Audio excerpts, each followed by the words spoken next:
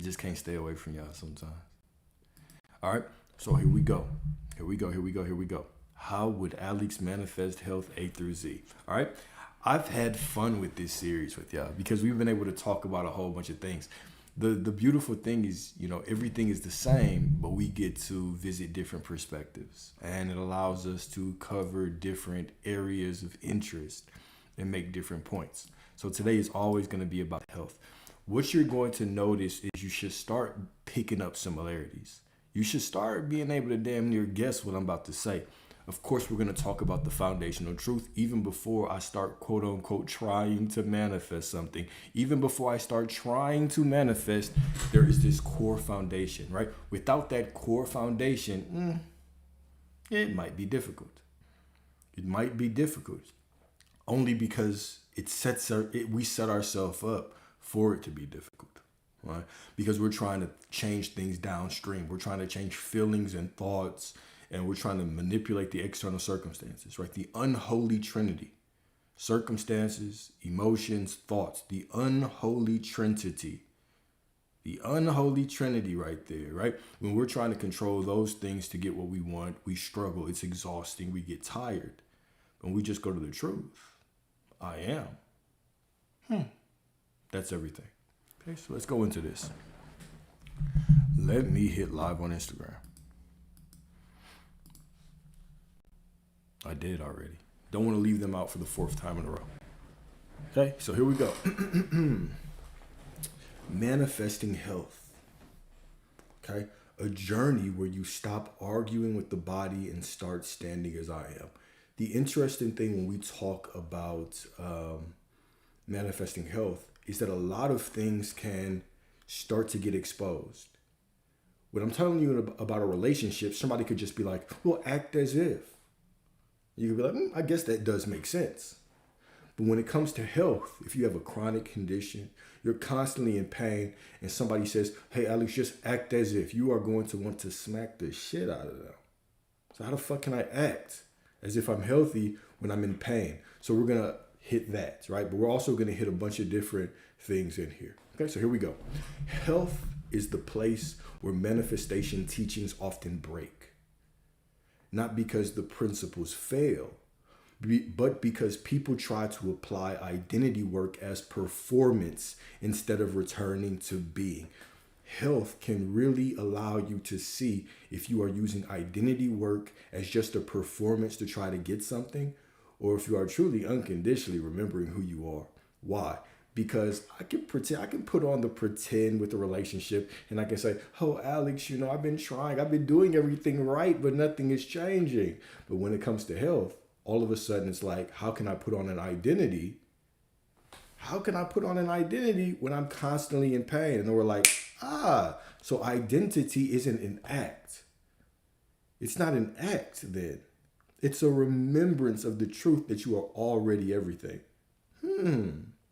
So now, whenever you're telling me things like, hey, bro, it's exhausting trying to hold this identity. I said, how is it exhausting?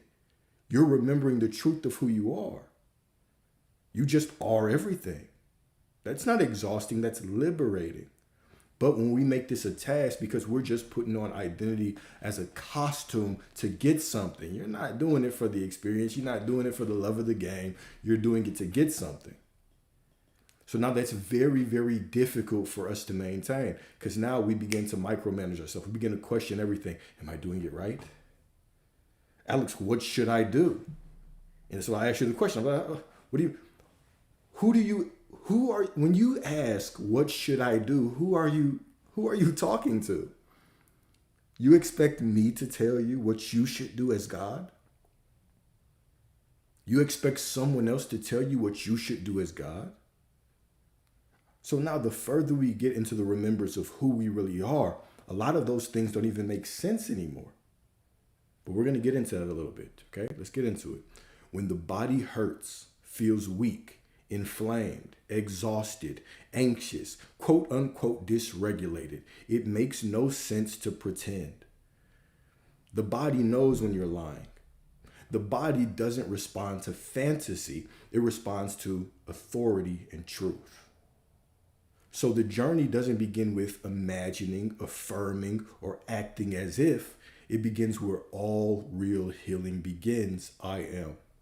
Okay? So to get to the real healing, we go to the core. We go to the truth. We go to the foundation, the rock solid foundation. All right? So part one, the foundation. Health does not begin in the body.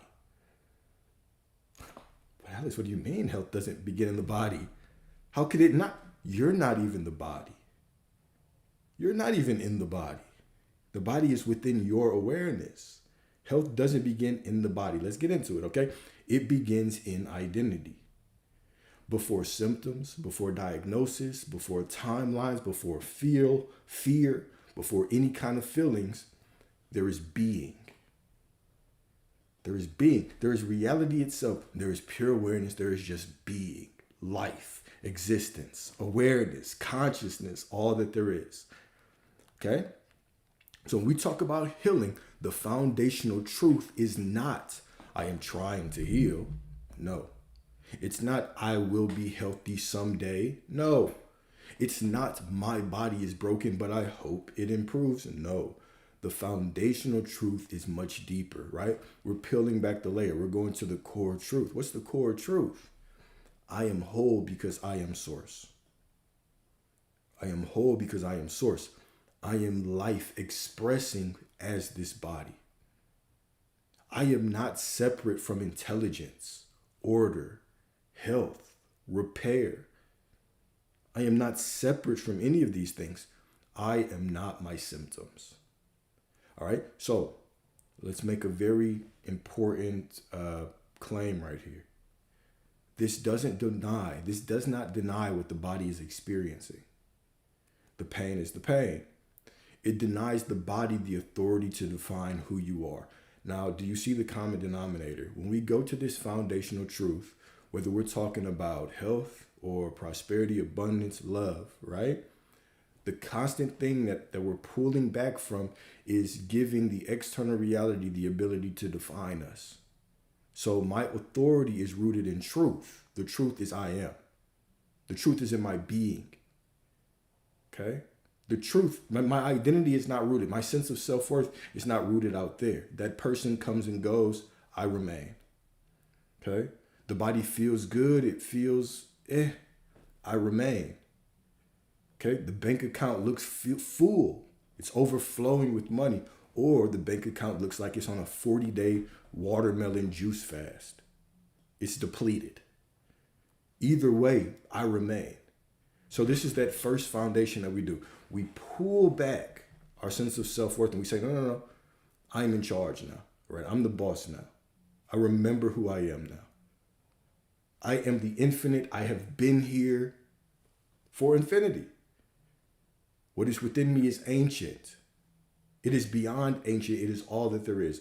All lives, all timelines, all realities exist within me as me.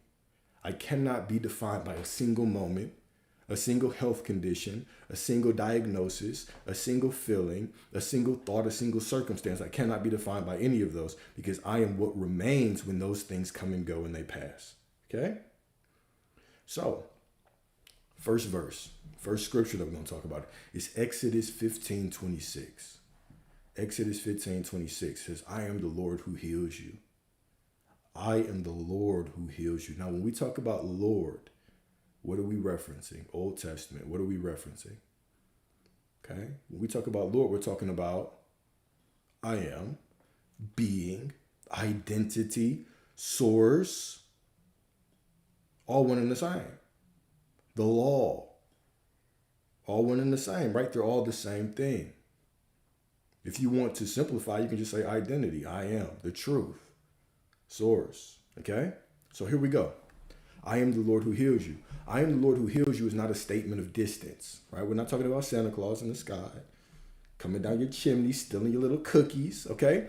We are not talking about a statement of distance as if healing comes from a power outside you that may or may not intervene, right? When you buy into the illusion of separation of distance, I mean, it's very easy to slip into this rational, logical thinking that, hey, it may show up, it may not show up. Either way, it's God's will, right? But you're the expression of God. God's will is your will. God just is.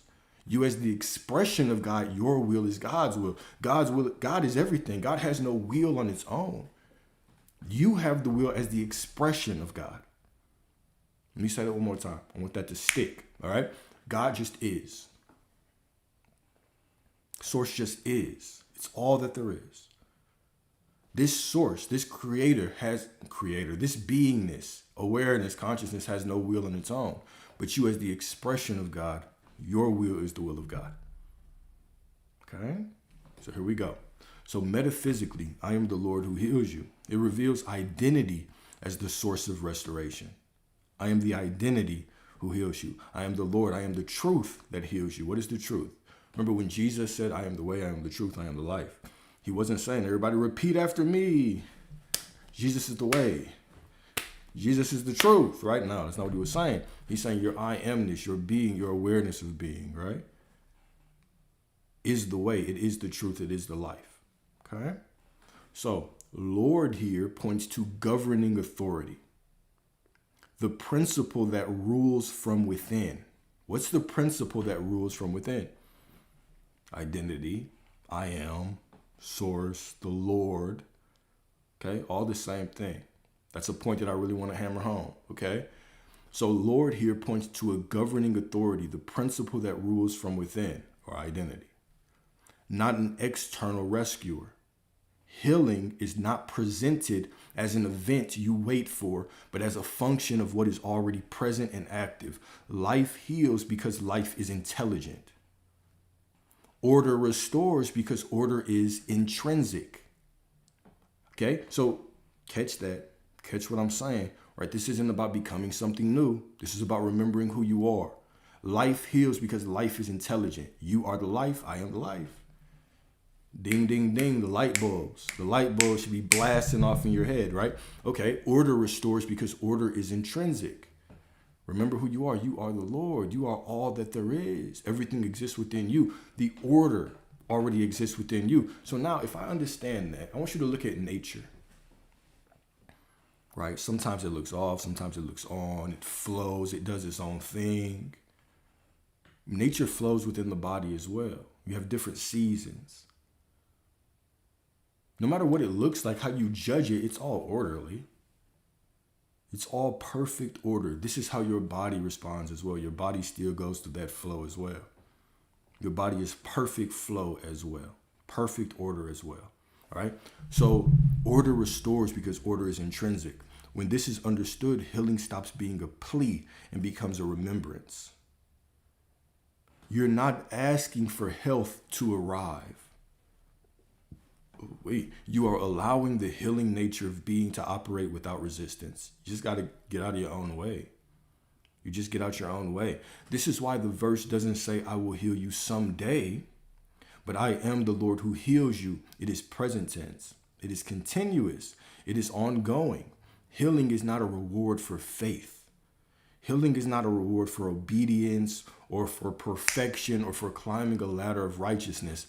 It is the natural movement of life when identity no longer collapses into fear. Does that mean you won't have fear? No, it's not what it means at all. It means your identity doesn't collapse into it, right? We don't bargain or negotiate with the unholy Trinity. We don't bargain or negotiate with feelings. They just are what they are. I am allowed to feel, however, without making it a problem. I am allowed to cry or to scream or to do whatever without making it a problem.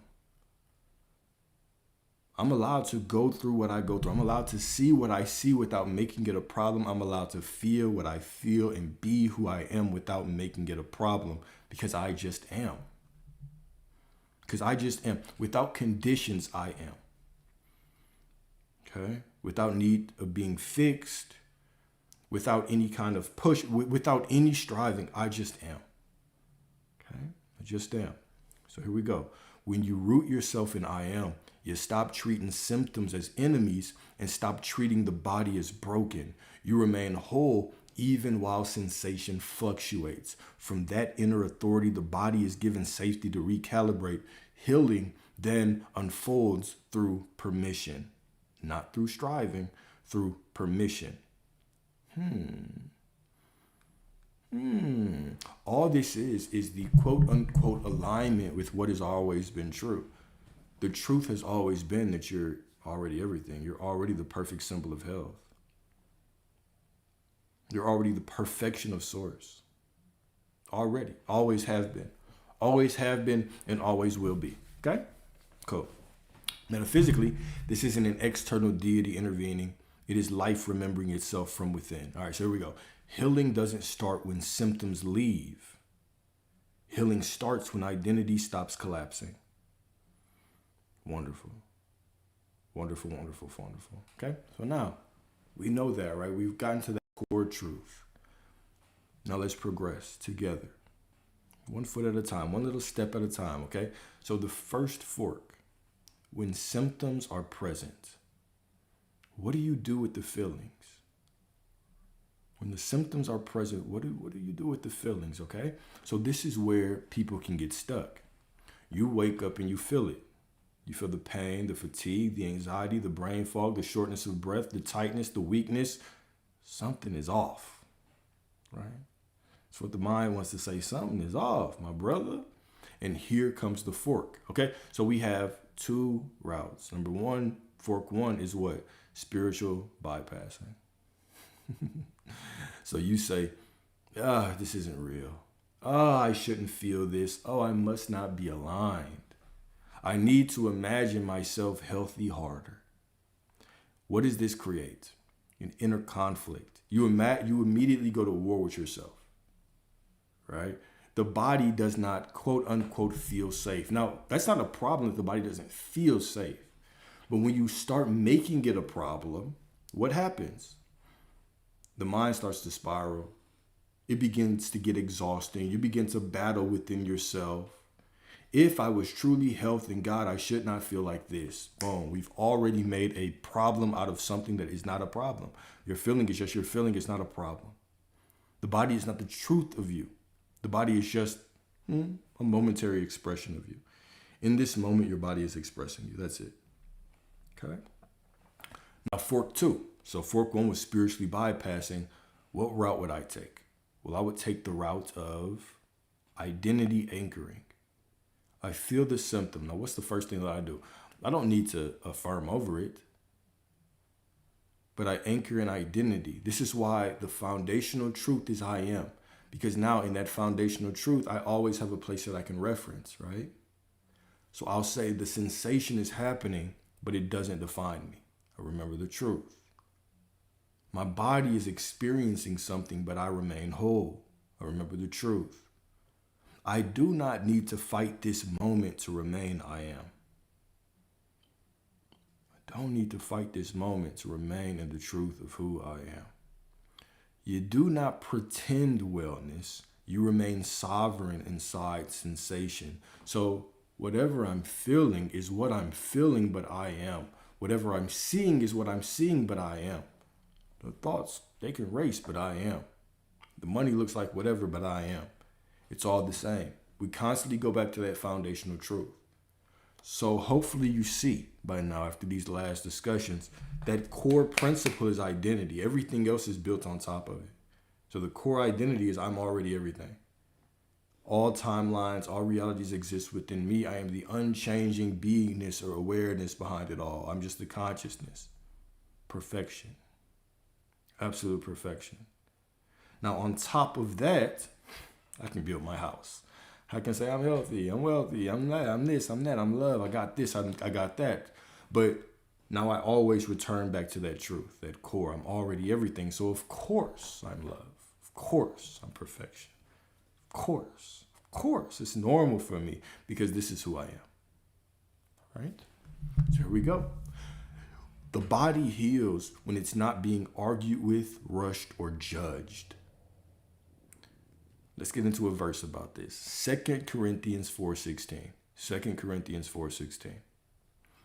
Therefore, we do not lose heart. Though outwardly we are wasting away, yet inwardly we are being renewed day by day. Let me read that one more time. Right.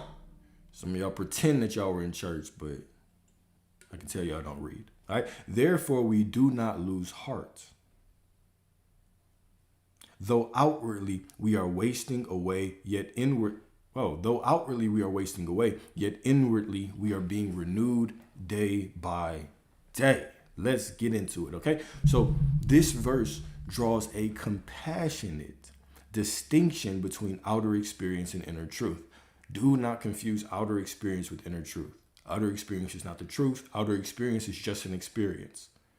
What you went through is not the truth. What you went through is just an experience. What you are seeing right now is not the truth. What you're seeing right now is just an experience. What is the truth? You're the only truth. You are reality. When we stop looking at reality and we begin looking as reality, we step into our power. We step into our power. It does not deny what the body is going through outwardly. Something is happening. Something's changing.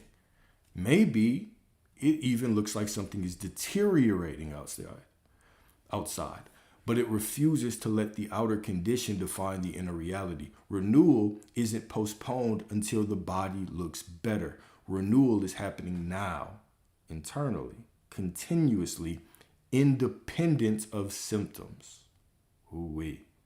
This is exactly the posture of identity anchoring rather than spiritual bypassing. Do you hear me? I know you hear me. I know your divine ass hears me. Metaphysically, this verse gives permission to be honest without surrendering authority. There's another gem. You can be honest without surrendering authority. I can say, Doc, my shoulder hurts, and still understand that this is just a physical symptom of the body, but the truth is I am not the body. I'm just aware of the body. Me, the truth of me is I am whole. I am health. I am complete. I am divine. I am all that there is.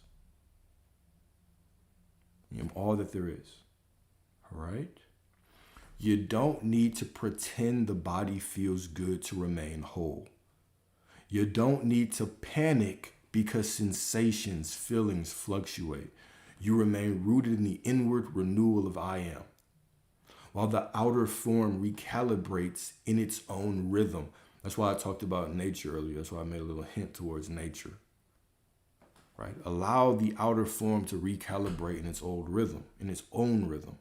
This removes urgency, shame, and fear from the healing process. The body is allowed to catch up because the self has stopped collapsing.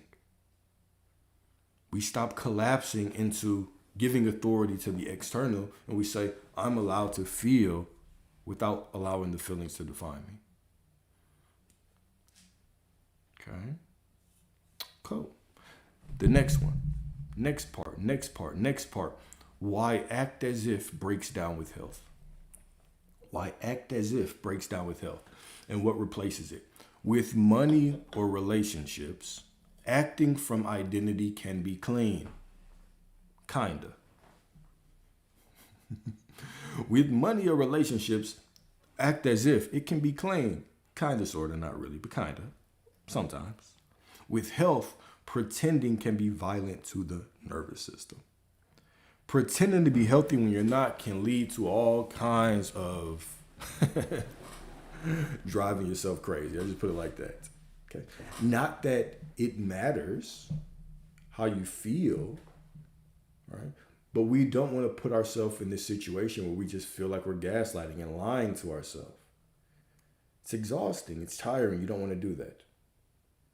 You don't want to do that, right? So you don't act as if I am healthy. You know that the real you is not threatened by the symptom. That is a very different posture. Acting as if you're healthy and knowing that the truth of who you are is not threatened by the symptom. This is two completely different states of being. One is rooted in striving and trying and pretending and acting, and the other one is just rooted in being.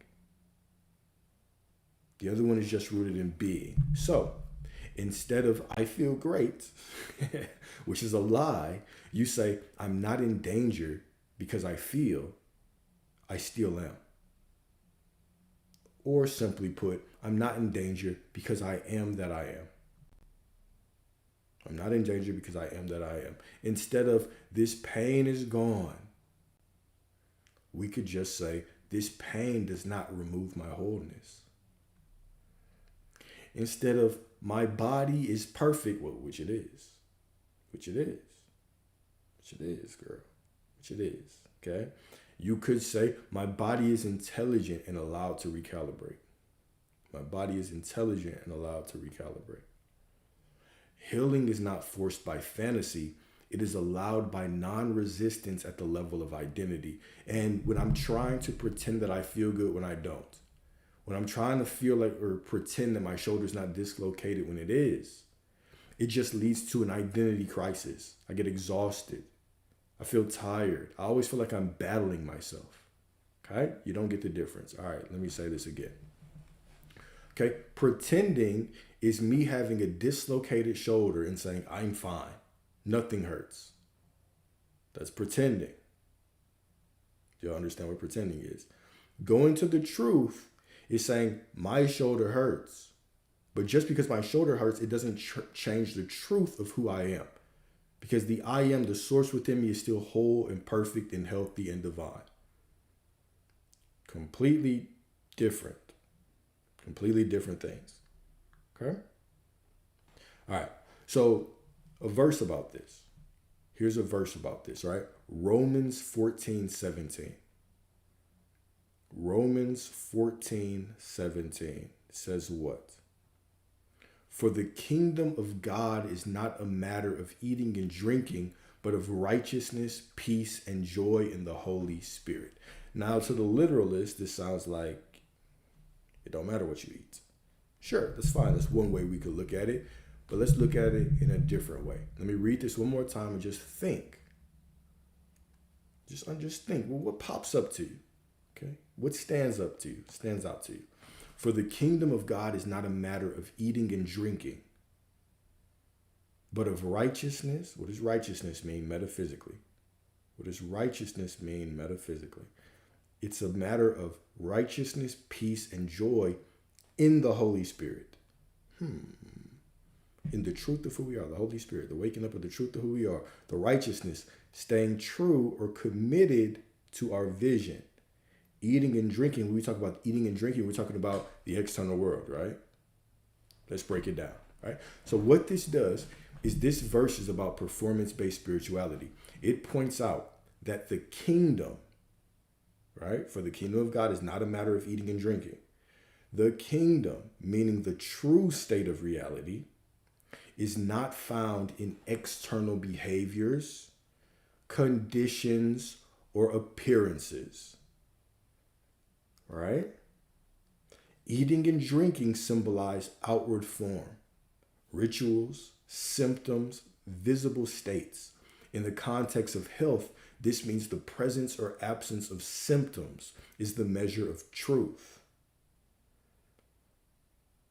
So to base truth on the external circumstances means I'm making God a matter of eating and drinking.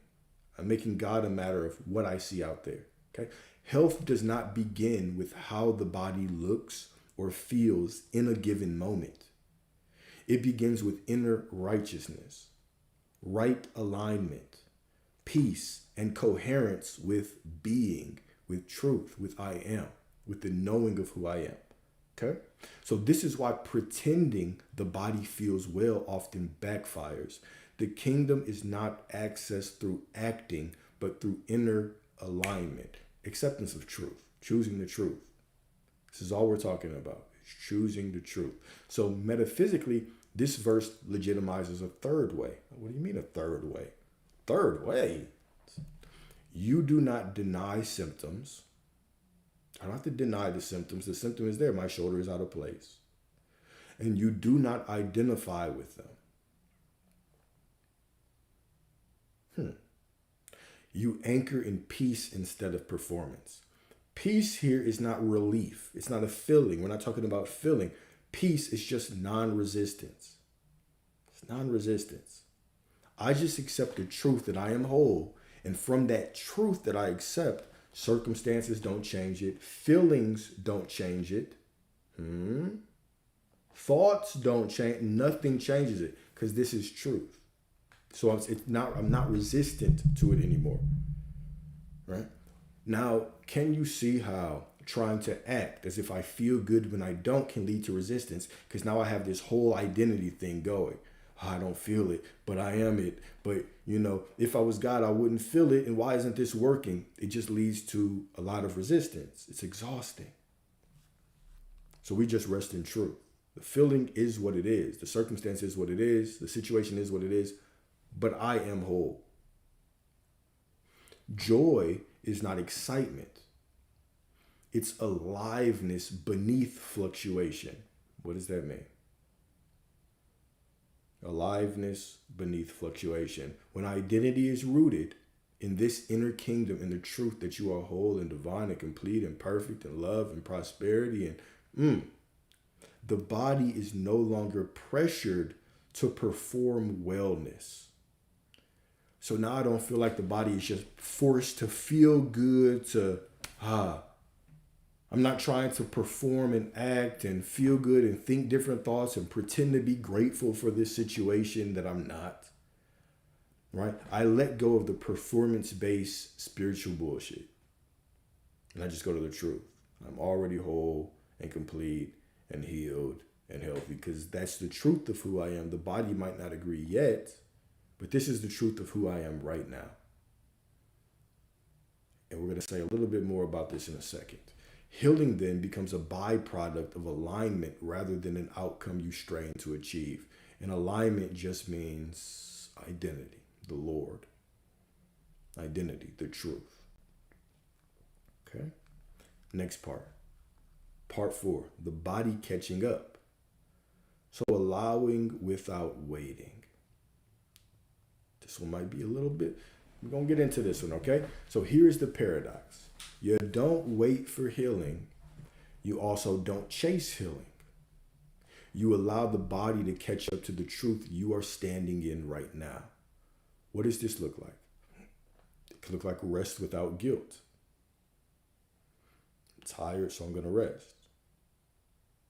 My body feels a certain way, so I'm going to rest. But the truth is I am whole and complete and divine. Even when I rest, I stop making a problem out of my feelings. Just because I feel a certain way, I don't have to make it a problem. Action without panic. You can take that medicine. You don't have to panic. It doesn't take away from who you are. You're still healthy and whole and complete. All right? Care without obsession. Attention without surveillance. So I'm going to skip this part. We're going to get right back into this. But I want to say something else that I think is going to help even more. Right? So common health scenarios. So scenario 1, chronic symptoms that have been there a long time. So the mind says, this has been here for years. What if it never changes? So what the mind could say, this has been here for years. What if it never changes? So fork A is identity collapse, right? We have identity collapsing or identity refusal. Fork A is identity collapse. You begin to identify as someone with the condition, someone limited, someone broken. The body follows that identity, and now you're stuck in this loop, unfortunately, and you deserve better. Fork B is identity refusal, where you say, time does not define truth. Duration does not equal destiny. This body has memory, but I have authority. Now, why can this be difficult? Because I talk about this in all walks, and I've talked about it a lot, especially in the specific person space, where the length of time that you have been quote unquote manifesting this almost becomes an identity. I remember when I was practicing retention. Okay, gentlemen, if you don't know what retention is, it's when you do not release sexually. Okay, it's practicing retention. And you would go to all these different forums and you would see people and they would say, I've been on the street for 30 days, 60 days, 90 days, 20 days, 100 days, yada, yada, these days, right? They built identities around the amount of days. Now, this is cool, It's goal. You got a goal, right? But what happens when you fall off? Right? All of a sudden you feel bad. Building up those days, you start. It becomes this competition.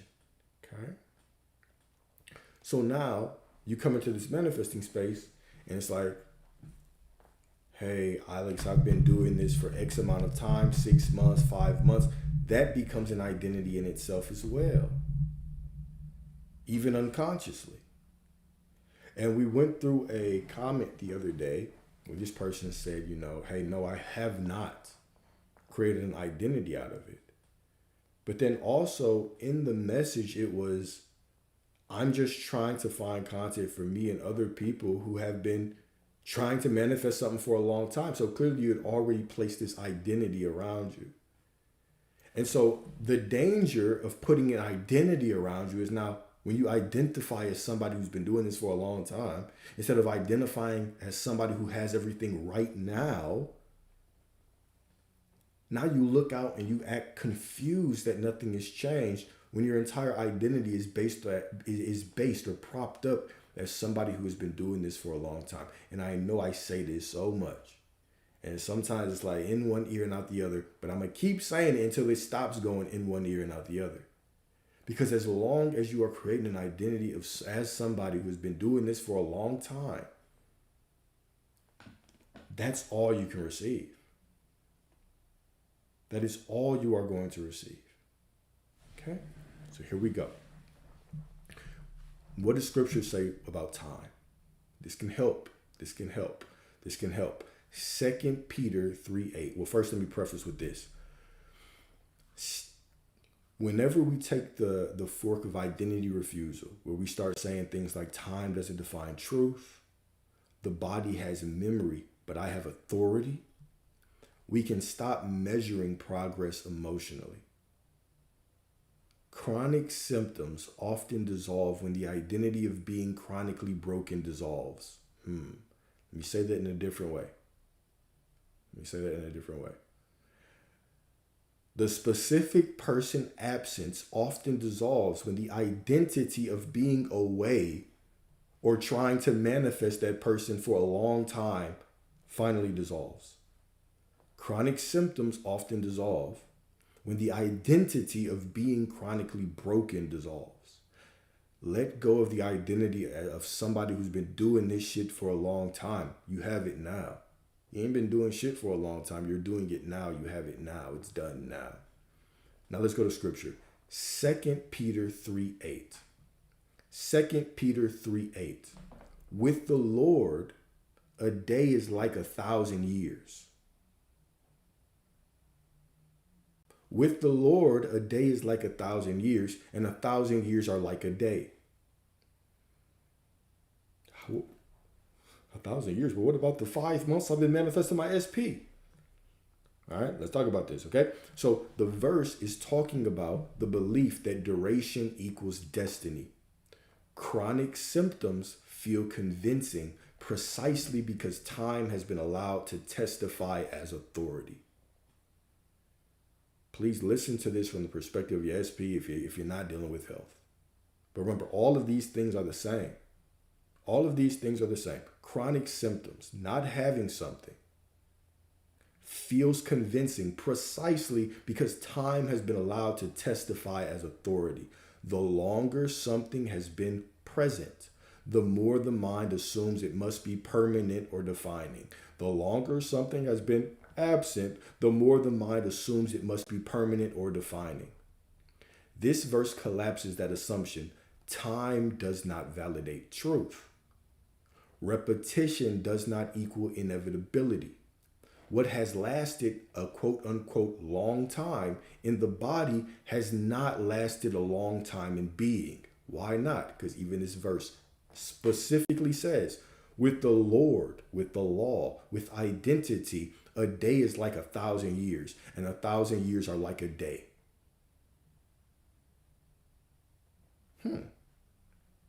What has lasted a long time in the body has not lasted a long time in being. From the standpoint of I am, nothing is old. Nothing is final. There is only now, and now is always available for reorganization. Metaphysically, this verse restores leverage without creating pressure. You're not asked to believe the body should change instantly, only to release the idea that it is trapped by its past. Chronic symptoms often persist not because the body cannot heal, but because identity has quietly accepted a long-term story. This is why I'm trying to shake y'all out of defining yourself by how long you've been trying to do something. Because that's not an identity. You have it now. And the more that you can remember and go back and accept that truth that you have it now, all of that dissolves. How many times do we see, and I don't do this shit to be mean. I try to wrap it around logic so it makes sense. I'm trying to put it in pretty words for you. Why I'm trying to shake y'all out of that, how it's been X amount of time. It's been this. I've been doing this. It's because it doesn't benefit you. You're just building this identity on 4 months, 5 months, 6 months, 7. And wondering why nothing's changed. When you have more of an identity of it's being 5 months than you do of an identity that you have it. You have a stronger grip on the identity of I've been in pain for 5 months. That person hasn't been here in 5 months. You have a stronger grip on that than the truth that you have it all right now. That is the only switch. It's literally a shift of perception, perspective. It's literally just a gradual change, a slight change. That doesn't have to be your truth anymore.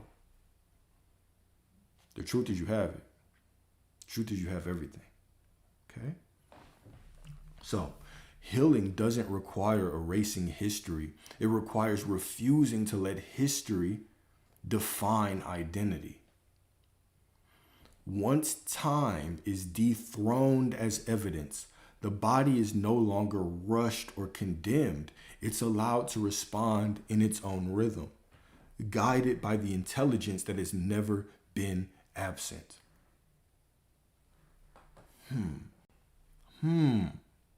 I love that shit. Okay. Next. Scenario 2, a diagnosis. So we just talked about a chronic condition. What about a diagnosis? Doctor says you got this or got that. Family members going through this or through that. All right. Let's talk about this. Okay. A diagnosis is information and not identity. See, I'm not telling you to deny shit. It's just hard for me to ignore reality than open your goddamn eyes and stop trying to ignore it. It's just one of infinite possibilities, okay? A diagnosis is information and not identity. Fork A, submission. You internalize the label. You live as the diagnosis.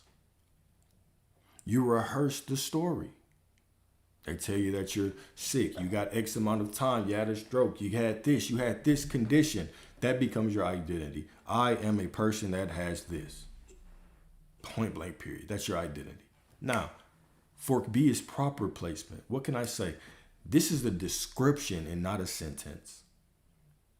You can give me a description, but this ain't a sentence. Right? I can respect information without bowing to it. I can respect what the doctor says. I don't have to bow to it. It doesn't have the final say so. But I can respect it. I can respect you telling me I have X amount of time to live. Better get on my shit. Better decide differently.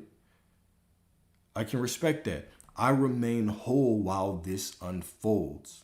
I take my authority away from the circumstance, from the feelings, from the thoughts. The unholy trinity. I take my authority back. Okay? You can seek treatment. You can follow protocols. You don't surrender selfhood. Healing and medicine are not enemies. Fear and identity collapse are. Let's go to a verse about this. Psalm 115:5. Psalm 115:5. 1155. Okay? They have eyes but do not see. They have ears but do not hear. They have eyes but don't see. They have eyes, but they blind. They have ears, but do not hear. What does this mean? The verse exposes how authority can be falsely assigned.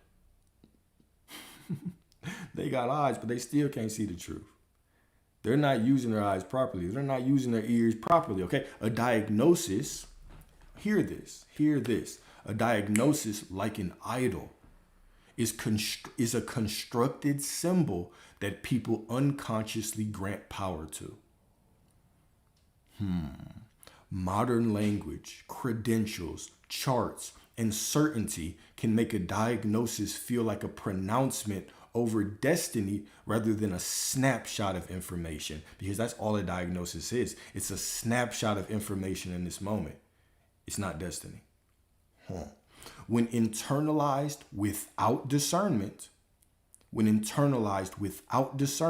it functions exactly like ancient superstition. Once named, it's believed to control the future. The body then responds not only to the condition itself, but to the fear, expectation, and identity collapse that follow the label. Beautiful. The problem isn't information. The problem is submitting to the information. I trust that makes sense. And this is all streamed on YouTube. So it's all on YouTube. You can jump over, you can rewind it, do whatever. It's all for you. It's all for you. Okay. So metaphysically, this verse restores proper placement. A diagnosis can describe, but it cannot decree. It can inform action without defining identity.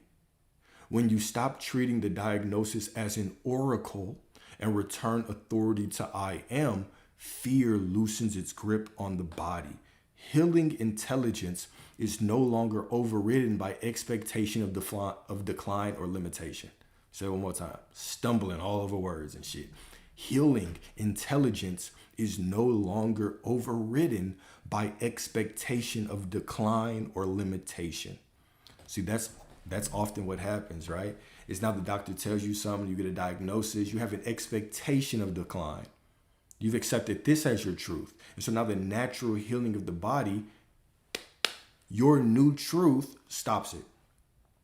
And so now you're creating the illusion of a reality where you're not whole and perfect and complete instead of getting out your way.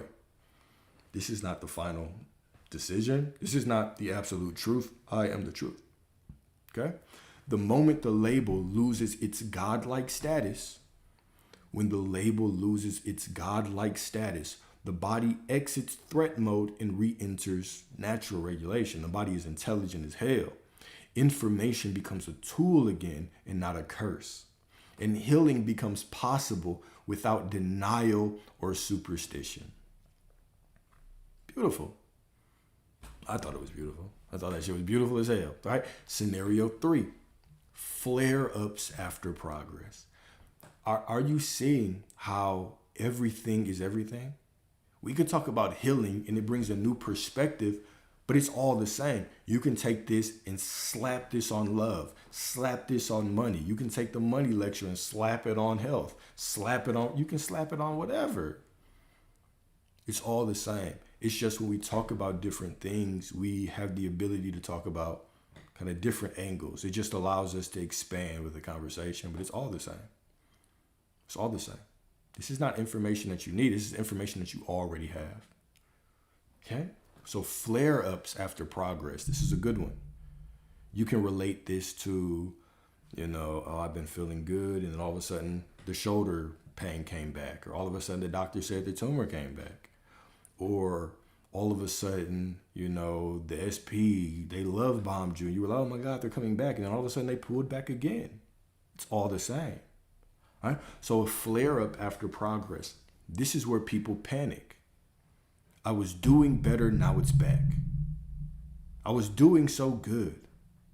Mind the language. Peep the language. I was doing so good. I was doing so good. Why I brought up nature earlier is because you see how nature ebbs and flows, right? You see how there's seasons of autumn, fall, and spring, and summer, and winter, and all these things, and it just goes around and back and forth, right? And it comes when it will, and it leaves when it may, and it follows a natural cycle. Don't you realize that life follows a cycle as well? Life follows an ebb and a flow. It's like an ocean. It just flows, and sometimes it looks up and down and yada yada, but it's always taking you downstream to where you need to be. Anyways, if you don't understand me yet, maybe you'll understand after this, right? So this is where people panic in the flare-ups. They say, I was doing better, now it's back. So fork A, meaning collapse, meaning collapse. You get the flare-up. That person all of a sudden gets cold. Your little feelings are hurt. You assume failure. You spiral, right? The imaginary spiral. It's not a real thing, but that becomes, I'm just spiraling today. Okay, whatever that means to you, don't know. Okay, you had a feeling and you said that your feeling is a problem. You spiral. You think you lost progress. What is fork B? Fork B is a neutral interpretation. You say, this is just regulation adjusting. Progress is not linear. Oh, that's a simple one. Simple and truthful one. Progress doesn't always look linear. My identity is still unchanged. Bodies recalibrate in waves. Life moves in waves. Identity steadiness shortens the wave. You didn't catch it. I'm going to say it again. Bodies recalibrated waves, right? Life moves in waves. Life moves in circles. Identity steadiness shortens the wave. I trust that you caught it that time. Proverbs 24:16. Proverbs 24:16. Though the righteous fall 7 times, they rise again. Let me say it one more time. Though the righteous fall 7 times, they rise again. That's what the righteous do. That's what the ones that, what does righteous mean? Righteous doesn't mean moral superiority. Righteousness means what? I see through the illusion and I've accepted who I am as the truth. Righteousness means when Abraham went and said, Abraham believed in the Lord or identity or the truth, and it was counted to him as righteousness. What did Abraham believe? He was going to have descendants like the stars, even though he was old as shit. Sperm was barely swimming anymore. Life was old and barren.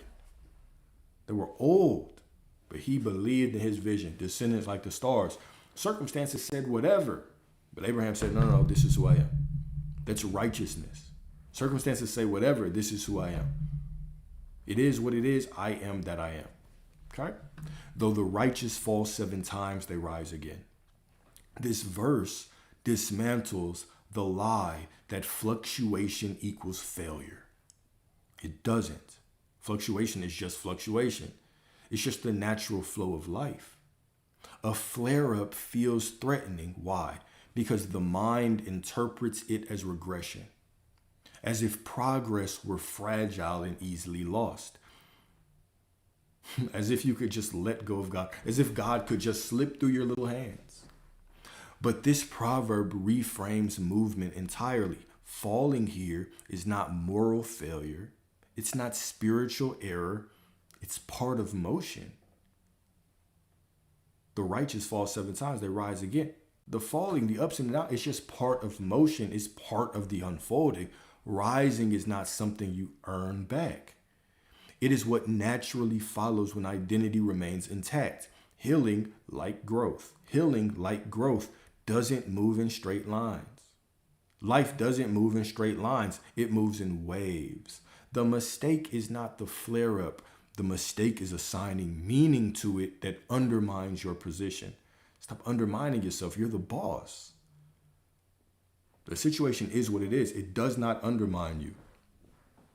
Okay? Cool. So metaphysically, this verse protects identity during instability. This verse is protecting you during the quote unquote instability.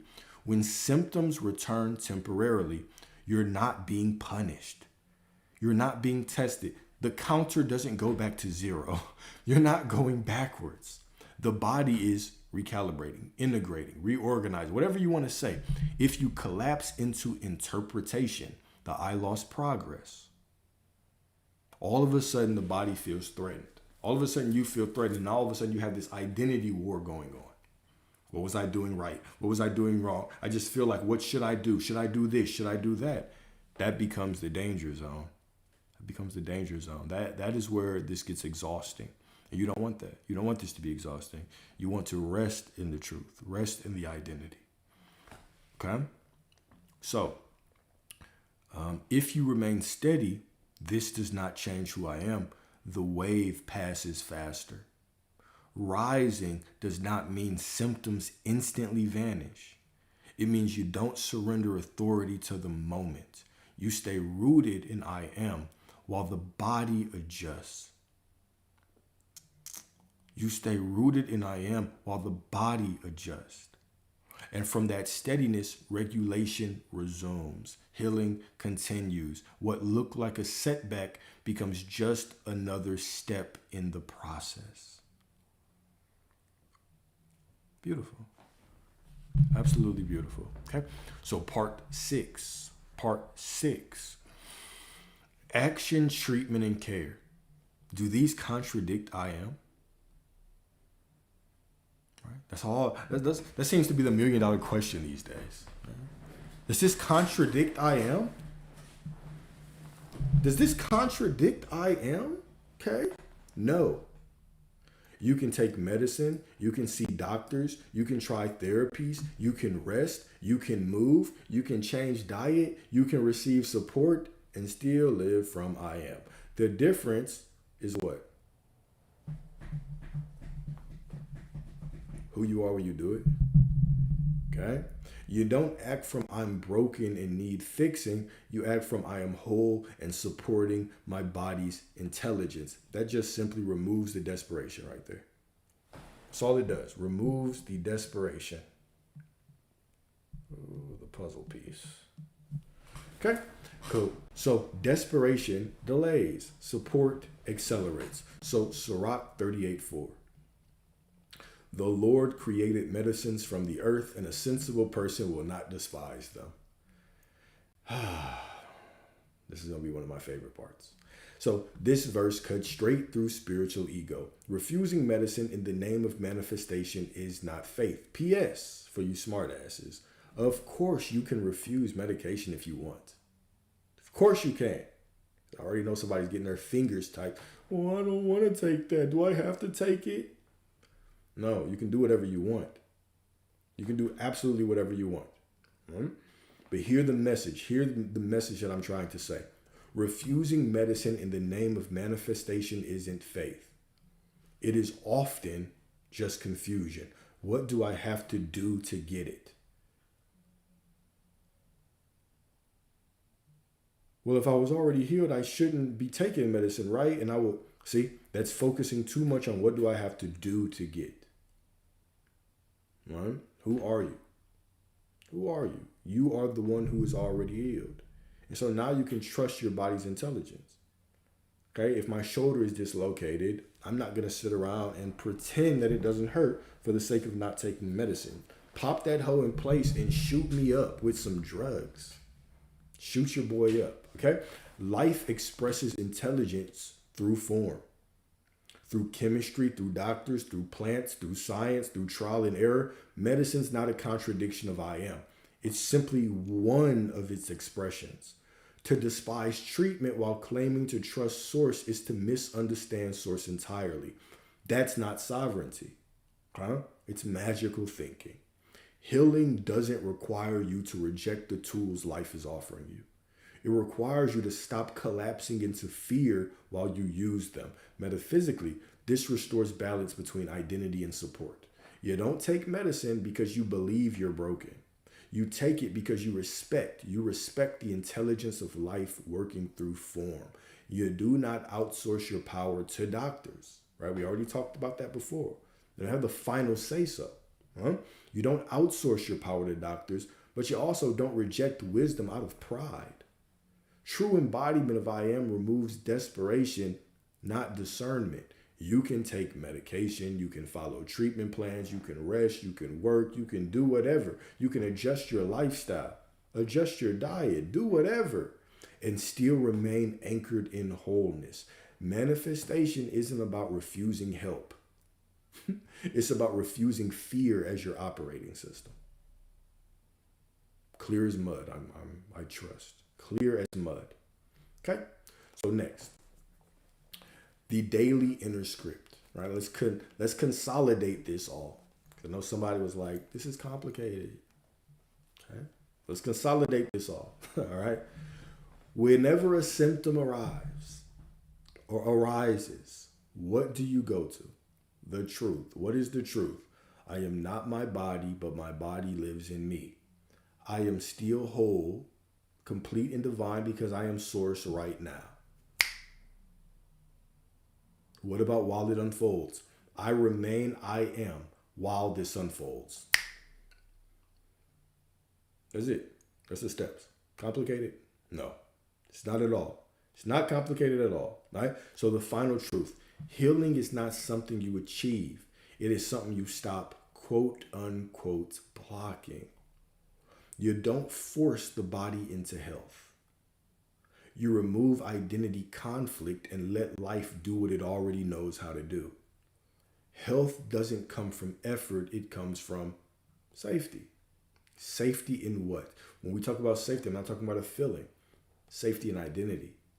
We stabilize the identity in the truth that I'm already whole and complete and divine and healed and perfect and love and all of those things, because you are. So you rest in that identity and you allow life to unfold from that identity through you. Safety comes from authority. Authority meaning what? The I am. Okay? The truth of who you are. Safety comes from authority. When you stop collapsing into the body finally has space to rise. That's it. That was the last line, right? So are you noticing the pattern? I think that these kind of specific talks, how would Alex manifest a specific person? How would Alex manifest health? How would he do prosperity? I think it's helpful because you can see clearly how everything is the same. And then I go through these different scenarios and I might say it in a different way, but it's still all the same. And so none of this should be complicated. It shouldn't be difficult. All right? We're just accepting the truth. At the end of the day gonna end. But before the day ends, we're going to accept the truth. And the truth is that you are already everything that you desire to be right now, no matter what. You're already absolutely everything that you desire to be. Right? We're just simply working through accepting it. Cool. All right, y'all. That was all I wanted to do for today. We can talk for like 15 minutes. We can do questions for about 15 minutes. And then I will log off of here. How y'all feeling today? If you're not in the Discord, join the Discord. The Discord's fun. It's fun. It's free. The link is in the bio. All right, so if you go to the bio, you can get in the Discord. You can ask questions. People are going to answer you. Maybe. But you can answer other people too.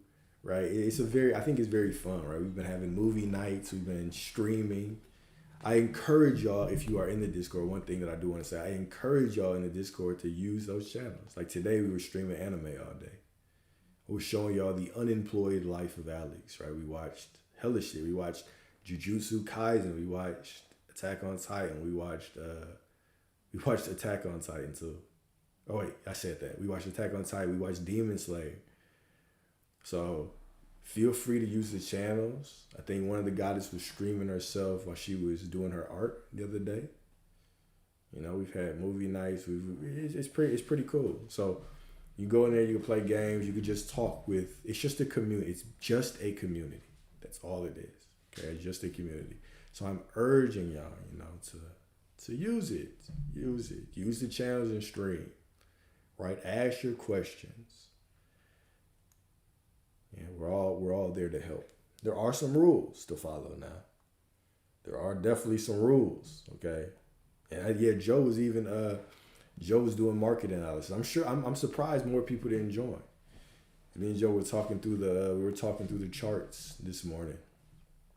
While ES was just running through the ceiling, we had the charts up. We were talking through the charts. And I know Trish joined, and asked a couple questions. But yeah, check out the Discord. Check out the Discord. All right. But yeah. If y'all, the only real rule is the spiritual. Just keep the spiritual superiority off of there, right? People are gonna ask questions, and sometimes you might feel like you are just too advanced to answer a question. That is the perfect sign that you don't need to answer it and you can move on. Okay, but I invite y'all, wherever y'all are on the journey, okay, to ask your questions. We're there to help. All right. Now, don't want it to turn into a lackathon, but I trust y'all are smart. Y'all will, I'm sure that y'all understand when you're going in there, you're just starting to trauma dump on everybody because you can't handle your SP not texting you back. Right. I trust that y'all are self-aware enough to understand that. Right. But if you're not, I'll send you a little warning message like, hey, chill out. But really the main rule is just if you don't want to help, you don't have to. But you'll see that people are more than willing to help in that group. More than willing to help. Okay?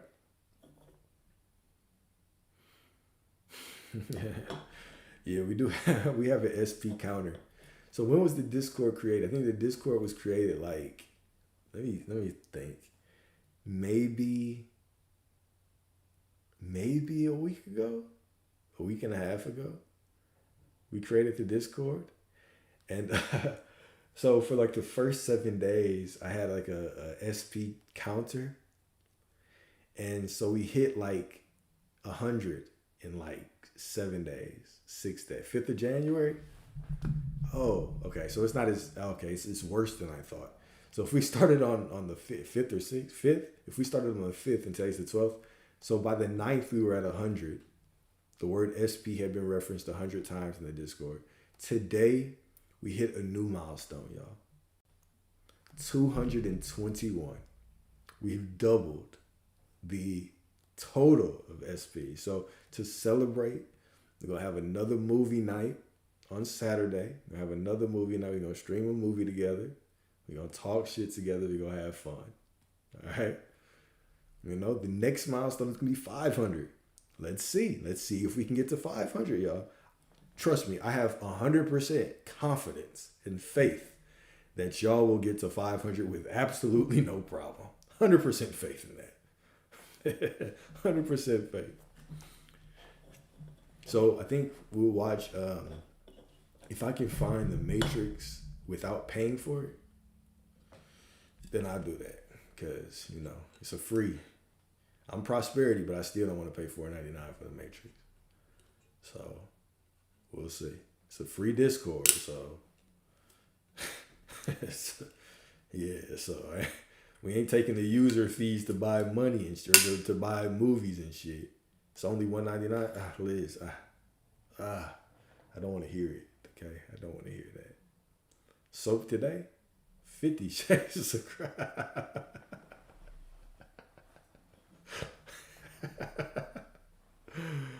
Oh wait, no, we're not gonna watch 50 Shades of Grey. I don't need the goddesses going crazy in the chat. So yeah, we'll do. But yeah, we'll do. I think the choice. I have to talk to. Damn, who had the choice? I think it was Evelyn that had the choices. It was like Matrix. I think we were actually gonna do a poll. So maybe I'm just being a dictator right now. Oh yeah, Evelyn has the Matrix. See? Look, see how God does that? See how God comes through? All you have to do is have the desire.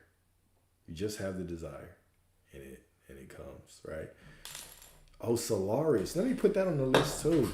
Solaris.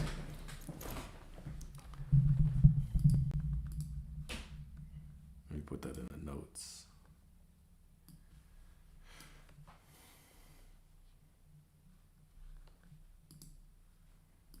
Matter of fact, what's some other conscious movie recommendations? We did Doctor Strange. Doctor Strange was cold. It was fire. But Solaris, of course. The Matrix. The Truman Show.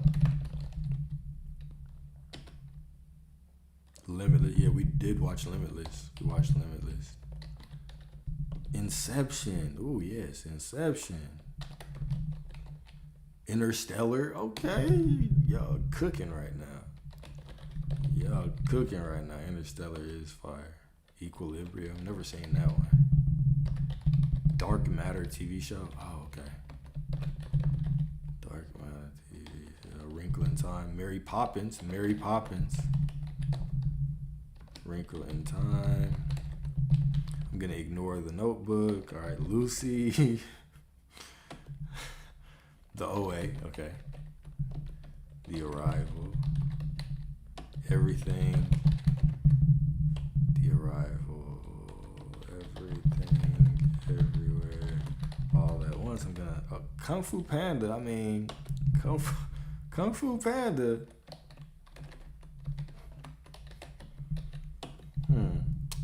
Prometheus. Okay, cool. The Adjustment Bureau. I appreciate y'all. Let's see how y'all are just going. Y'all are going in right now. Maybe we should do a TV series. I think that a TV series would be cool. Like maybe if like we clock in at a certain time, we do a TV series. And then we can talk about it. Because if we did a TV series, it'd be cool because then we could talk about it like throughout the week or something. Maybe I could even do a actual like discussion on it, like a lecture on it, on the episode that we wrote. That'd be cool. Shrek, yeah. A Bug's Life. Ants are not meant to serve grasshoppers. You feel me? Dark. Dark is A1. Dark is A1. Airbender. Avatar. Yeah. Here we go. Dora the Explorer. Avatar. Contact. All right, y'all. The list is closed, or else y'all gonna keep going. Overachievers. Wish I would overachieve like that with. Never mind. Never mind. But yeah. Yeah. Cool.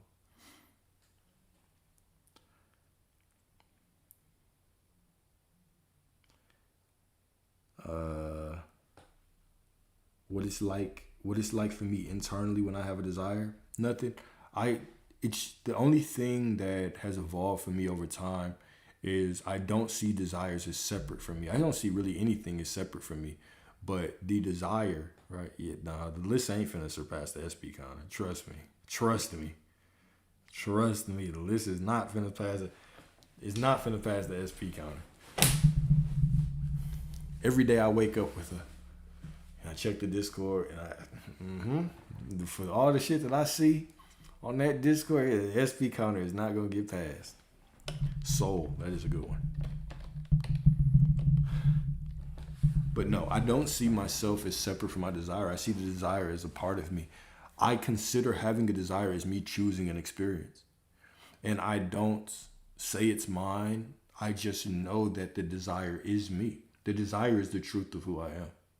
It's pointing me to the truth of who I am, what the God with the true source within me wants to experience. I don't even give myself the desire. The desire just shows up. So I trust that source or that beingness within me to bring it forth. That's all.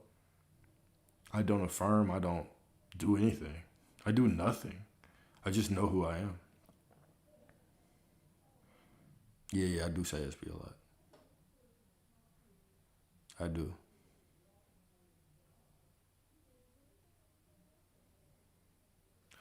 I think retention is cool if you want to get some discipline, but it's not necessary. Nothing is necessary. Nothing is necessary.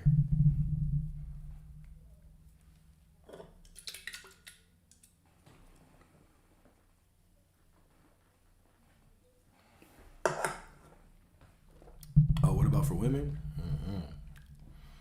Oh no, I don't know. I'm not even. I think somebody asked me a while ago. They were like, who can I study or who talks about things like from a semen retention perspective for women? I have no idea. Maybe somebody in the chat knows. Women's sexual energy. If anybody talks about that's popular, that y'all would recommend somebody to talk to.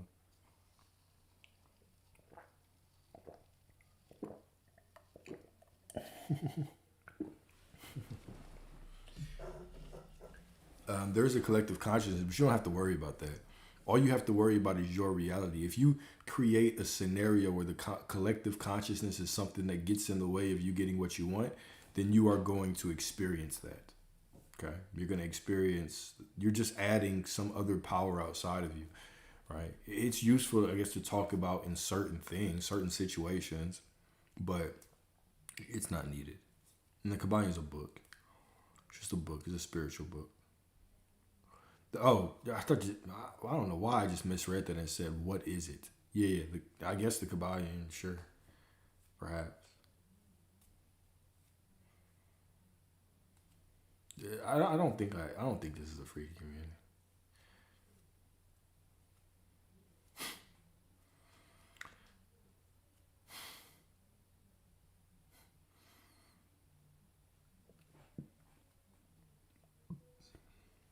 The idea of retention or the collective consciousness.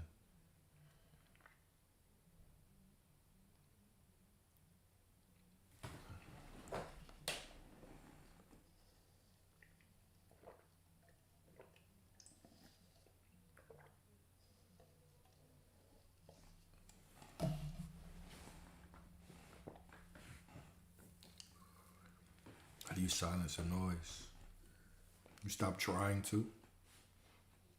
Once you stop trying to, it goes away. But the more you fight it, the more it fights back. Okay. Like anything that you think is a problem, right? What happens the more that you answer thoughts? More thoughts come. What happens if you stopped responding to thoughts? If you can't stop responding to your own thoughts, are you even free within your own mind? Right? People having opinions on you about things you did in the past and treating your body because of it.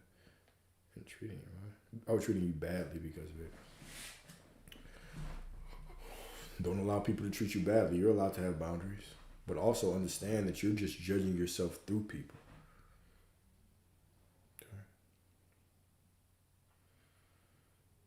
Okay, now what you think about people believing in 3D to 5D? You can believe in whatever D's you want. The big D, the little d, the 3D to 5D, right? The only thing that matters is you know that your reality. Once people start talking about something, Alex, I have it in the 4D, I'm just like, okay, look, first of all, what about this reality? Just decide that you have it in this reality and let that be enough before we start talking about all these goddamn different layers of the D's. Right? I'm not denying their existence. Of course, there's different dimensions, but why worry about that? You are reality. That's all. Hey, let's get the basics down, and then go ahead and study that. Right? Study that from the perspective of getting information. Don't study it as I need to understand the nature of God in totality before I can have the life that I want. Dude, please don't get me started talking about that.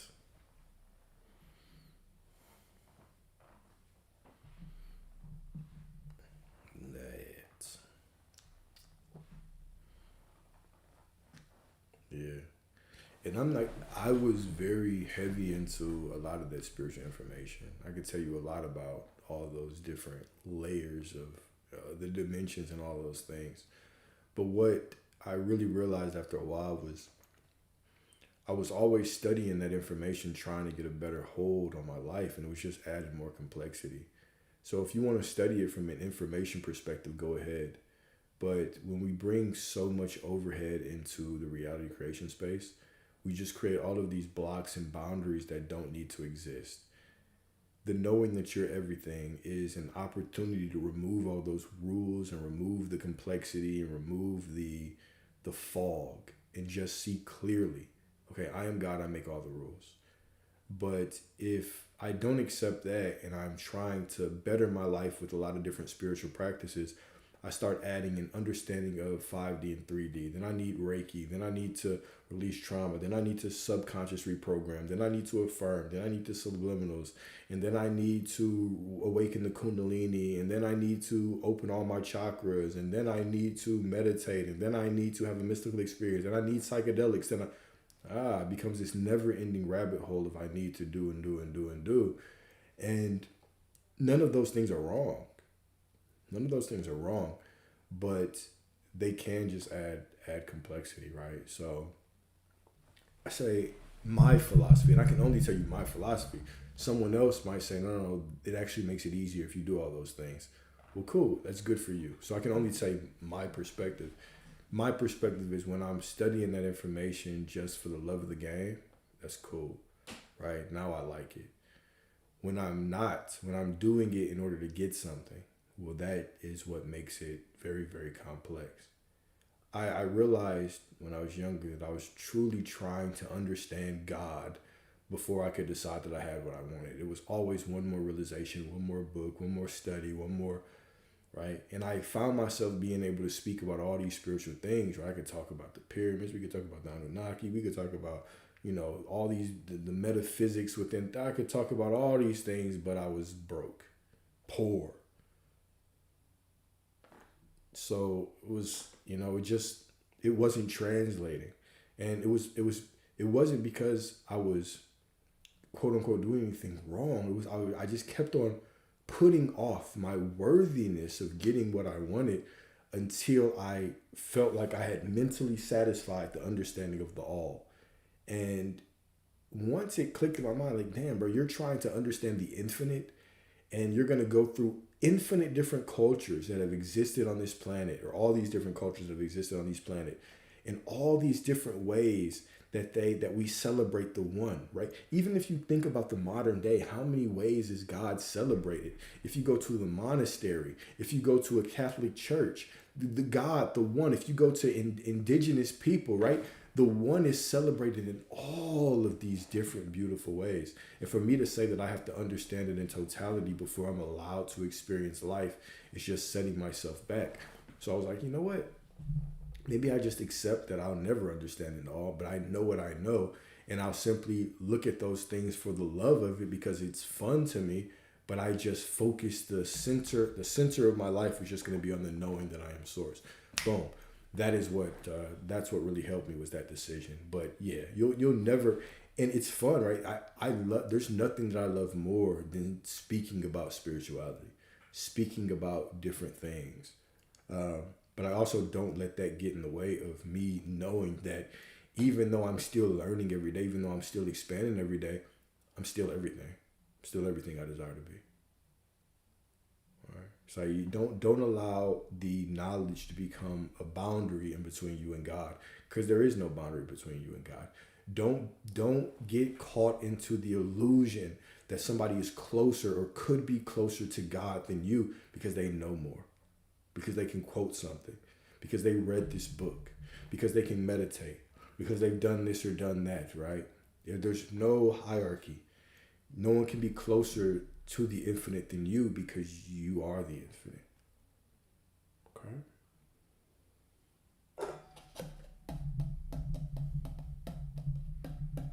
When the 3D still hasn't followed through with your assumption, your reality, your reality, your reality, your reality, your reality, you are reality. This goes to exactly what we were saying earlier in this. If you keep making an identity based on someone who does not see what they want out there, you cannot be wondering why you don't see what you want out there. You don't see what you want out there because you keep saying that you don't see what you want out there. And then I'll tell you that, you'll say, well, Alex, it's the truth. I don't see it out there. Do you see where you just fucked up? But Alex, this is true. I don't see it out there. That's your truth, huh? Is that your truth? Is that what you accept as the truth? What is it going to be? Do you have it or do you not have it? Which one is your truth? Now, if you don't have it and that's your truth, that's fine. But be willing to stand up and deal with the consequence of you deciding you don't have it. Okay, yeah, but the 3D has to wait for me. I know I have it. I know it's the truth. Okay, if you have it and you know it's the truth, then what's the question? You're contradicting yourself. Do you have it or not?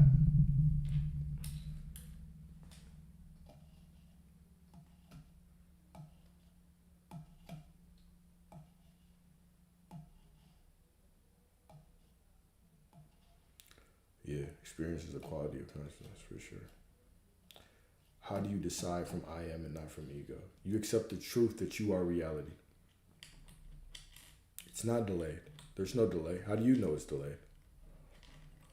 You are reality, right? How do you accept from ego versus reality? What do you mean accept from ego? How do you mean, what do you mean choose from ego? Give me an example. I'm not sure what that means. Choosing to know that if I have a desire, that I am already the person whose truth is that they have the desire is all you need to know. This is why constantly talking about the ego becomes so confusing. You don't need to know shit about the ego. You just need to know that your desires are yours. They're yours, point blank period. They're yours. There's nothing that you can do to stop them. Your thoughts don't stop them. Feelings don't stop them. Circumstances don't stop them. It's you just, that's it. That is the truth. So now when we start saying, all right, well, I have to choose from ego. What does that mean to choose from ego? Ego is a creation. I can't create from a creation. Isn't that choosing from ego?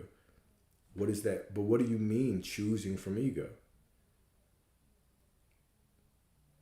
What's an example of choose? Is there even a such thing as choosing? You choose from the knowing that you already have everything. Just choose from the knowing that your desire is telling you the truth of who you are. If you have a desire, it's telling you the truth of who you are. You accept that as truth. The purpose of the human experience, the purpose of the ego is so you can have a human experience. But you don't need to know about that. All you need to know is that you are the expression of source. And if you are the expression of source, then that means that you having the human experience, the quote unquote ego or the personality of the human experience is allowed to do whatever. And you just know that everything is working out for you. No matter what you see, feel, think, it's all working out. Right now, you're exactly where you need to be in the perfect unfolding for everything. So once we start saying, how do I choose from ego versus I am? I don't even know what that means. I'm not even being facetious. I really don't know what it means to choose from ego. I'm not sure what that means.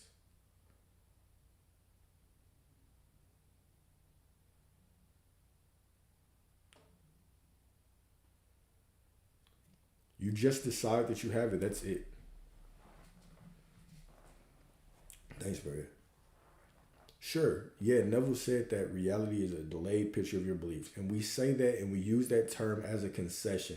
But what I'm saying is that the more that we just keep on taking the concession as literal, it's a concession because it's just a way that we do what?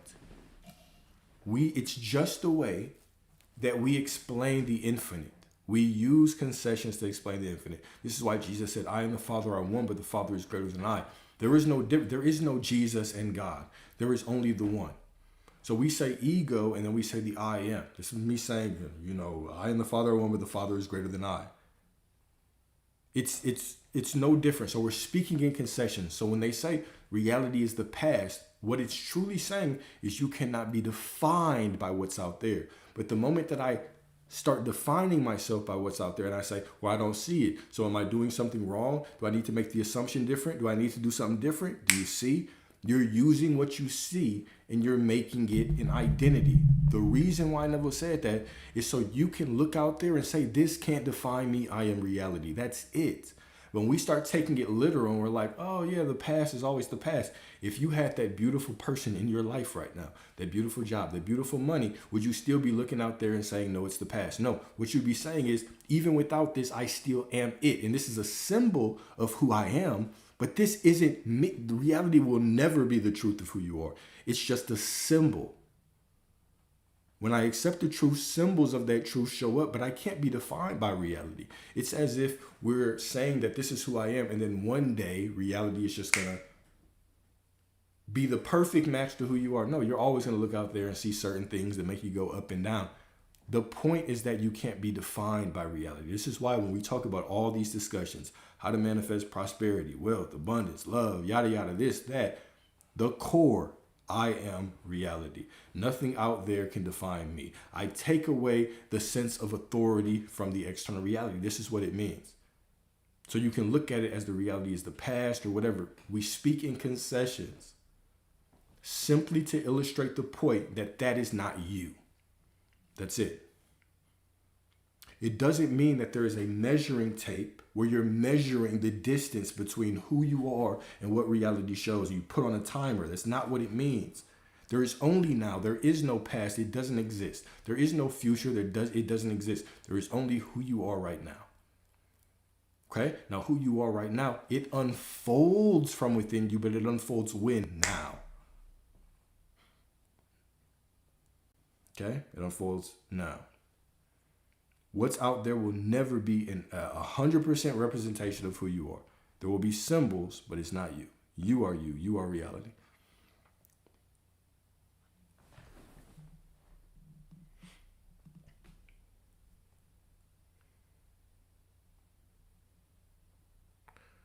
I can't decide from an identity already created, aka ego, before I am. I don't know. I don't know what they meant. I don't know what they meant. An identity already created, ego, you can't decide from it. Sure. But I mean, ego doesn't create anything anyway, right? So it's not like it's just the ego is just a thing that we speak about to explain a human experience. You're walking through life. And your feelings go up and down. Do God's feelings go up and down? No.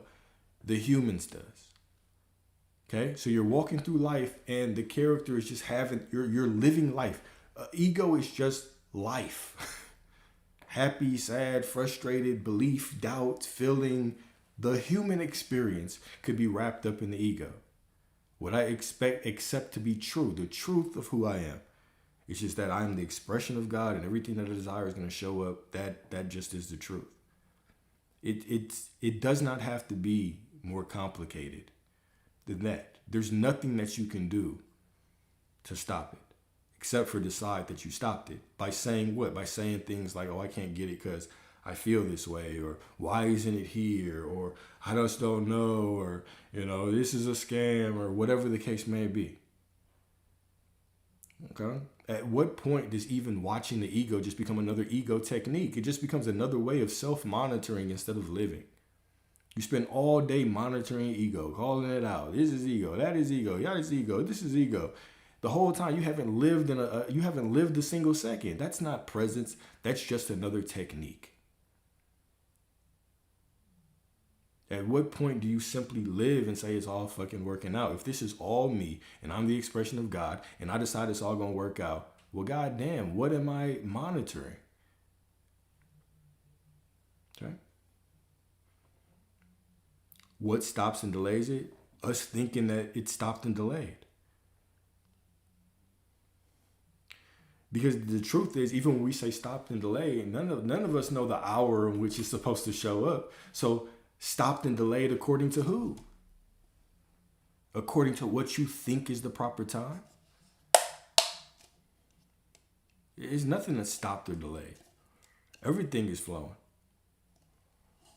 Right? You can create the illusion of not having something by deciding that you don't have it. How do you decide that you don't have it? In multiple ways. Well, I just don't know what to do now to get it. Okay, I'm assuming the position of somebody who can't get what they want until they learn something new. This is why it's not about adding anything. It's about removing everything that says you don't have it is an illusion. I feel confused, so I must be doing something wrong. No, you're not doing anything wrong. You're God. You're just saying and standing in the assumption of doing something wrong, and now you're wondering why it looks like you're doing something wrong because you're standing in that assumption. There's nothing to add. All of these teachings, every time we get on here, it's about taking away the illusion of you not being enough. Taking away the illusion. The acceptance is just, I accept the truth that there's absolutely nothing on God's green earth. There's nothing going on in my mind. There is no emotion. There is no circumstance that can keep me from what I want. It's all unfolding perfectly. Boom. Easier said than done. I know it's easier said than done. That's why we can have so many discussions on it. But it is doable. And that is the common denominator. It's not adding, it's getting out of your way. It's just getting out of your own way. So this is why the technique or the practice that I'll always recommend y'all is wake your ass up in the morning. You don't have to close your eyes. You don't have to do anything. You just sit there and accept I am everything that I desire to be. And there's nothing that I can do to fuck it up. It's all unfolding for me because I have it right now. It's done. Now look at yourself. Now, how do you feel? I don't really feel good about it. I don't know. Doesn't matter. You still are it. Oh, I feel good about it. Okay, you're still it. The thoughts. Oh, well, what about the nervous system? Doesn't matter. You're still it. I don't know. I'm kind of denying this. Doesn't feel like my body's accepting it. Just watch all the excuses that your body says, that your mind says. All of them are bullshit. All of them are bullshit. The reason my head is always going, nah, there's no reason. Just hiding. I'm hiding the bald head under a scarf. That's the only reason. I just like the scarf. Our desires unfold no matter what because it's already in us. Absolutely. For the Romans 10:29 or 11:29, for the gifts and the callings of God are irrevocable. Irrevocable, meaning the gifts of God. What's the gift? The desires that God gives you, the gifts. Because God gives you the desire, right? It's irrevocable. It cannot be taken back unless you decide you want it to take back. This is why the most powerful place that you can be in life is a place of just allowing. I give permission for everything to be what it is, knowing that I am that I am. No resistance. Absolutely none. I simply flow through life. I know that every moment is exactly as it should be. I am exactly as I should be, and that is enough. Whether I feel bad, feel good, I am exactly who I should be. Whether the thoughts are running or the thoughts are slow, I am exactly who I say I am.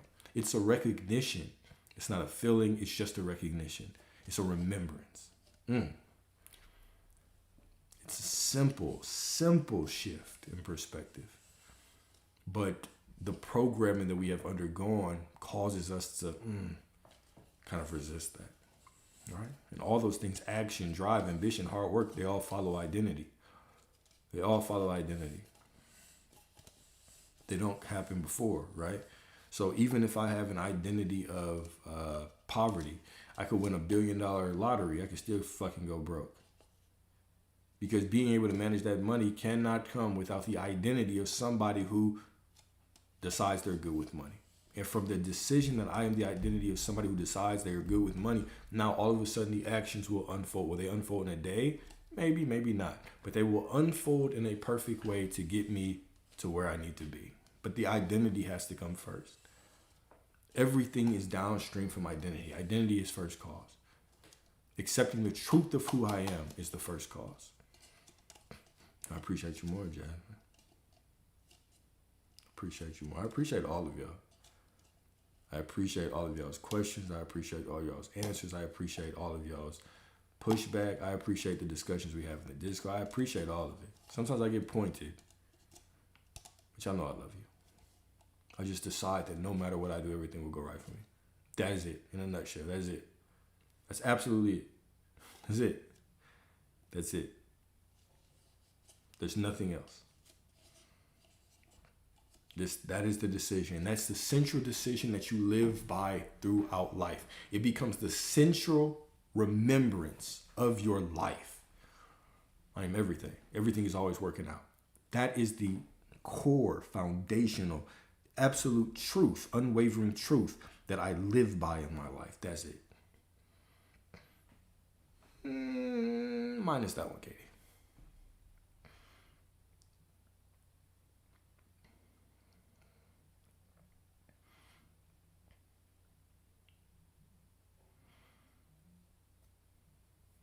I get you. Choosing a character within a character. Okay, that makes more sense.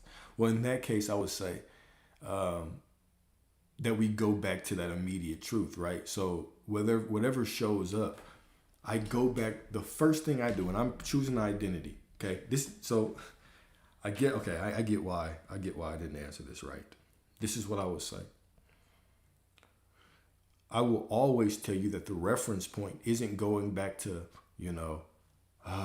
no, this isn't real. I'm prosperity. It's going back to the truth, right? I am just all that there is. So of course I am prosperity. I am source, right? It's going back to that. okay, I am already all that there is. And from being all that there is, now I can choose whatever I want on top of that. So I'll remember that I'm all that there is. All right. Thank you.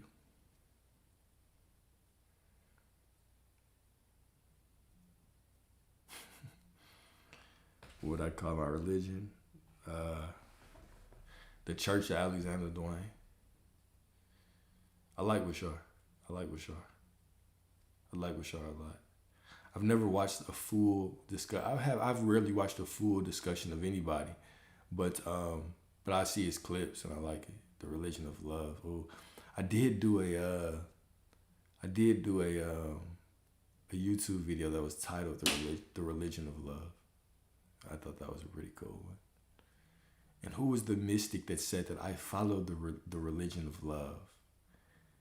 It's a quote in mysticism. I follow the religion of love. Right? People who you are, but they never say how to remember. I mean, because remembering is just remembering, right? The same way that I remember my name. Oh, my name's Alex. It's the same way that I remember that, oh, yeah. I've always been prosperity. I've always been source. That's how you remember. You can't I can't teach you how to remember. Right? If I ask you 2 + 2, you remember is 4. I don't need to teach you how to remember that.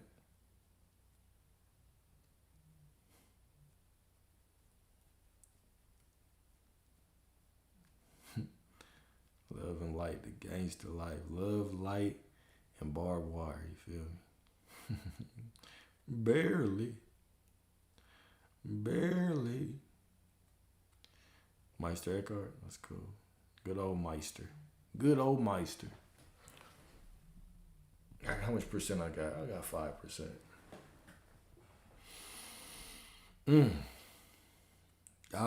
Steelers play tonight.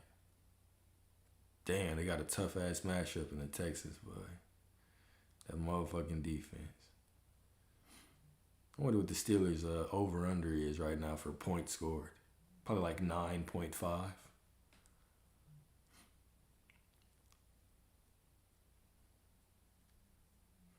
I remembered that I'm all that is and really rooted into it in 3D turn to chaos. I mean, the 3D runs in waves. It just goes in waves. Right? It's going to show up to match who you are. You just got to allow it to flow. Right? What you're doing is you're looking at the circumstance and you're basing your identity on it. Right? You say, no, I'm not. Yes, you are. Because if you right now say that I remembered this and everything turned to shit, okay, are you still going to remember it? Or are you deciding that the common denominator right now is you remember who you are and things went to shit? So now you're correlating those two together. And now you're saying, okay, I must be doing something wrong. So, no, you're not. Just decide you're not. Decide it has nothing to do with you. You are still everything that you desire to be.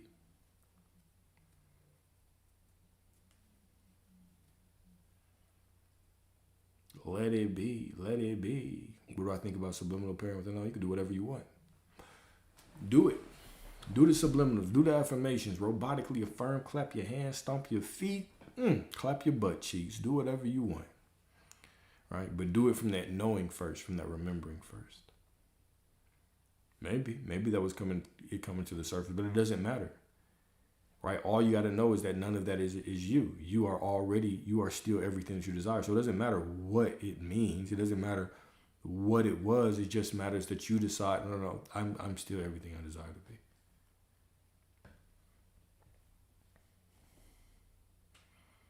Had a diagnosis for an autoimmune disease. Doc said, I'll always have it. Can't be healed. I said, hell no.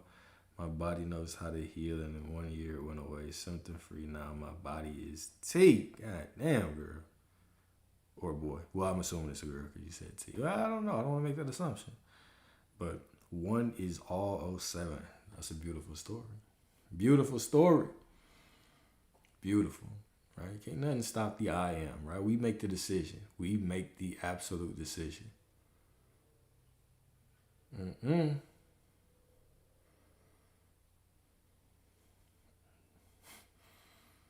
Katie trying to find her another SP. Is this a satanic live? It is. It absolutely is. Rebuke it. Sprinkle holy water on us. What music do I listen to? Whatever. No specific things. No specific music. Whatever sounds good to me, I like.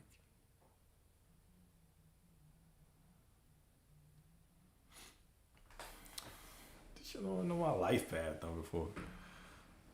You want to know my life path though before. You meet a woman, the first thing she asks you, what time were you born? What time was I born? What time was you born? How do you go about manifesting money? I did a whole discussion on YouTube, how to manifest prosperity, A through Z. But the truth is that you're not manifesting it. You're remembering that you already are it. You remember that you already are the expression of the divine. You already are abundant. You already are everything that you desire to be. From there, you just allow it to unfold, right? Because you are the truth. You are the truth. I always keep my strategy for this. Just pop it out. Hey, baby, I know you finna ask this question, but here, check out my human design. I'm a projector. Oh my gosh. He knows. Why do people get offended when I say? I think people get offended because the arrogance for you to think that like the arrogance to think that you come in here and you speak for God. I think that's the problem, right? I don't. It's you're allowed to believe what you believe, and when you believe that what you believe is superior to my belief for some reason, that's a natural human tendency is to have a issue with you. That's just normal, right? So there's thousands of different beliefs, and everybody is allowed to believe them. It's just that some people are so kind of radical with their belief that, my goodness, like you say one thing around them, all of a sudden they're going to condemn you to hell and say all these things. It's like, damn, I'm just trying to make it through life like you. Somebody force-fed you a belief just like me. I'm just trying to live my life the best way I can, my brother. Right? So I don't think it's a problem. Well, it probably is a problem with you, but I think it's the delivery. It's the delivery. It's like you don't have to rebuke people. Like, why are you walking around rebuking people? Yeah, I meditate. I meditate. You see her through the devote. Oh, let me switch phones so I don't die on this question.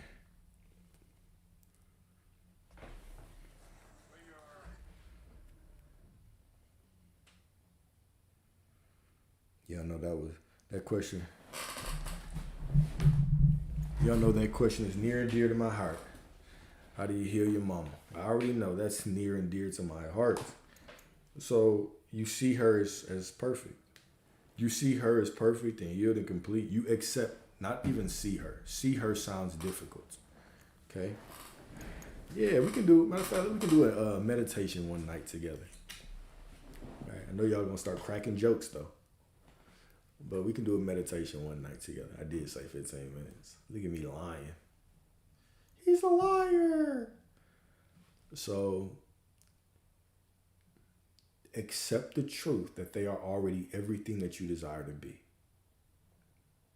Okay? Accept the truth that you are already everything that you desire to be. That your mother is already the fullness of God, the expression of God. Okay? Now, from there, when you accept that truth, you can continue to go back to that remembrance. So even if she's complaining, you go back to that remembrance. You choose to remember, no, she's still perfect and complete. So every version of her, perfection exists within her, right? And you continue to go back to that remembrance, go back to that remembrance, go back to that remembrance. And then when you go back to that remembrance, you don't have to hold on to it. You simply drop it as the truth. And then you engage with life the best way that you can. I'm still frozen. Y'all. It's cool. YouTube is on. So that's what I would do. I would see them as perfect and know that they're just the perfect expression of God right now. And then I would just take it day by day. That becomes my remembrance. I remember, I drop it. I just allow myself to be and flow through life. Then I remember again, I drop it. I allow myself to be and flow through life. That is it. It's that's as simple as it is. Need some more water.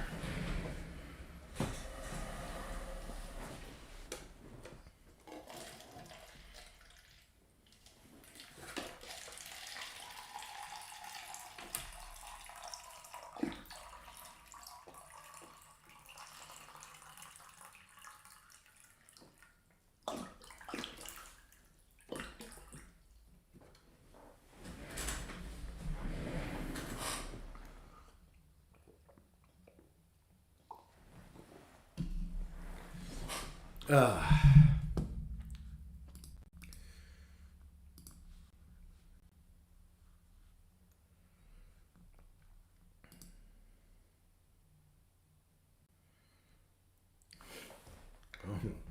see how everybody talking shit on the goddamn TikTok.